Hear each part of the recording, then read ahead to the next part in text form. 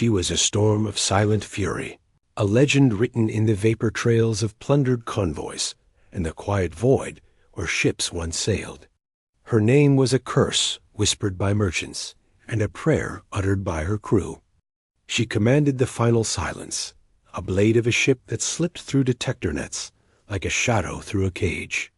For cycles, she had carved a kingdom from the lawless fringes, her reputation a cold, polished thing, utterly without mercy. Compassion was a tax paid by the dead, and she was no debtor dot. Her latest prize was a Terran bulk freighter, the Odyssey's Dawn. Its crew, soft things from a young, optimistic world, had offered little resistance. They were now secured in the holding bay, their fate a mere logistical question. She oversaw the transfer of cargo from the command dais, her multifaceted eyes reflecting the scrolling data of seized commodities. Standard procedure. Then her first officer, a hulking biped with scarred carapace, approached, discomfort in his posture. The tertiary cargo hold was secured, he rumbled. One life sign. It fought. Took 3 of the boarding team to contain it. It is injured. She flicked a dismissive hand. Jettison it with the rest. We have no need for damaged inventory. It is a human, the officer clarified, as if that explained everything got her interest. A cold and clinical thing. Stirred. Humanity. Newcomers to the galactic stage. They were reputed to be stubborn, irrationally durable, and prone to inconvenient acts of defiance. A curiosity. Bring it to the interrogation cell, she ordered.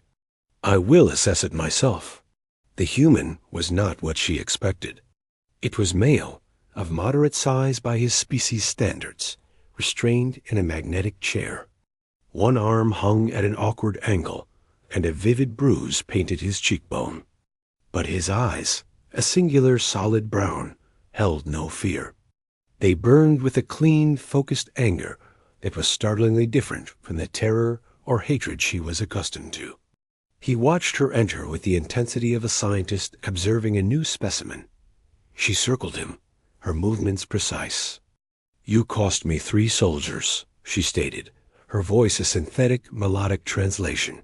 The human's mouth quirked. They weren't very good soldiers. His words were translated by a pendant on his chest. You are cargo. Damaged cargo. Your continued existence is a line on a balance sheet. Convince me it should not be zeroed. He leaned back as far as the restraints allowed. You took the Odyssey's Dawn, my ship. That makes you a pirate. I'm an engineer. That drive core you're siphoning? It's a Mark 7, finicky. Your brute force clamps will crack the regulator housing within the hour. You'll lose 90% of the reactant. It'll be worth less than the water in your recyclers. She paused. A scan of the boarding team's feed confirmed the clamp alignment was suboptimal. It was a guess, but an accurate one. You presume to know my equipment. I presume to know physics. And I know your type-all threat. No subtlety. You can kill me, sure. Or you can let me show you how to properly decouple the core. You get the full yield. I get not spaced. It was not a plea. It was a business proposition. The sheer audacity was a flavor she had never tasted. Her merciless calculus recognized the logic. A tool, however temporary, had value. You will be monitored. One error, and you will learn the many definitions of vacuum. Under heavy guard, he was taken to the docking umbilical. She watched via feed as he worked, his broken arm bound. He directed her crew with sharp, clear commands, his hands moving with a confident gentleness on the machinery. He did not just uncouple the core. He reconfigured the transfer to be 19% more efficient.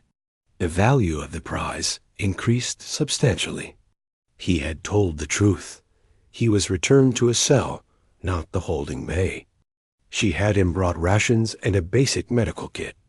When she next stood before him, his gaze was still unwavering. Why did you fight? She asked, genuinely puzzled. The outcome was inevitable.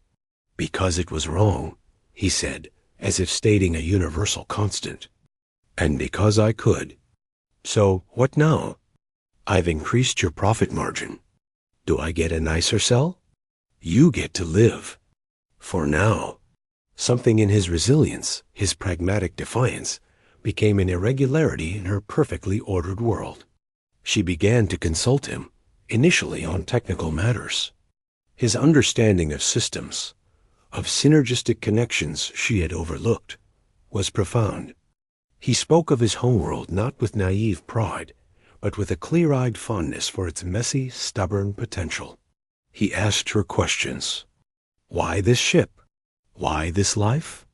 She found herself answering.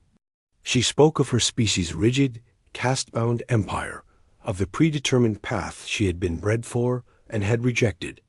The final silence was not just a ship. It was her statement of absolute freedom. To her shock, he understood. So you built your own cage out of spite, he said one day. Walls of fear are still walls. The observation struck a hidden fault line within her. She, who had never tolerated critique, merely turned and left. But she could not stop thinking about it. She ordered his restraints removed. He was given limited access to an engineering terminal under watch. He did not try to sabotage or escape. He fixed things. He optimized the life support filters, realigned a wonky thruster, and wrote a simple algorithm that better distributed shield power. The crew, initially hostile, began nodding to him in the corridors. The storm found them in the Merciless rift. A rival warlord, long jealous of her domain, ambushed the final silence with 3 frigates. Bridge alarms screamed. Shields buckled under the concentrated fire. A console exploded, showering her with shrapnel. She gave orders, her voice cold, but the tactical feed was a cascade of failure. They were being maneuvered into a kill box. He burst onto the bridge, having overpowered his single guard. He ignored the weapons pointed at him and went straight to his secondary station. "Give me auxiliary power control." He shouted over the din. "This is not your concern." She snarled, clutching a bleeding arm. "The hell it isn't. My life is on this ship too. That flanking frigate's engine signature is off. It's compensating for a starboard stabilizer leak. Hit the stabilizer, and it spins out of formation. Now." It was a desperate, tiny flaw he had seen in the data stream. Her instincts, honed over a lifetime of survival, screamed to trust her own. But her own were losing. She made a choice. Do it. His hands flew over the panel. He rerouted power from non-essential systems, overcharging a single ventral plasma cannon. He didn't aim for the frigate's heart. He aimed for its fin. The shot lanced out, a needle-fin beam. It struck the stabilizer housing. The frigate, as he predicted, went into a violent, uncontrolled yaw, careening into its sister ship and breaking the perfect formation. The final silence slipped through the gap like a blade. She seized the opening, her own commands sharp and lethal, dispatching the remaining ship with ruthless efficiency. Silence, heavy and stunned, fell on the bridge. She turned to him. He was leaning on the console, breathing hard, his eyes meeting hers. In them, she saw no triumph, only a fierce, shared will to live. The crew looked from their captain to the human and back, their expressions shifting from shock to a dawning, unspoken acknowledgement. Later, in her private quarters, she tended to her wounds. He was brought before her. The guard was dismissed. They were alone. "You could have fled in the chaos," she said, her voice unmodulated, softer. "Where would I go?" He replied. He took a step closer, examining her bandaged arm with a critical professional eye. "You need a graft on that tear. You saved my ship." "I saved my home," he corrected quietly. The word hung between them. In his eyes, That clean, defiant fire had banked into something else, something warm and terrifyingly open. He saw her.